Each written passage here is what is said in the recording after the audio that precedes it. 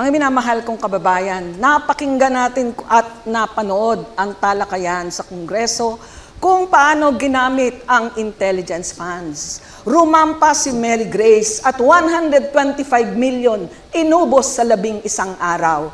Sa gitna ng kahirapan, tumataas na gasolina, nagugutom at hindi nakakapasok ang mga dapat nasa eskwela.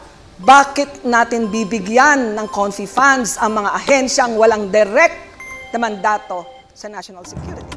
Ang sagot ko po dito ay hindi agad-agad. Nagkakaisa po tayo na talagang dapat labanan ng korupsyon. Ngunit ako po ay naniniwala na ang lahat ng government agencies ay may kinalaman sa national security.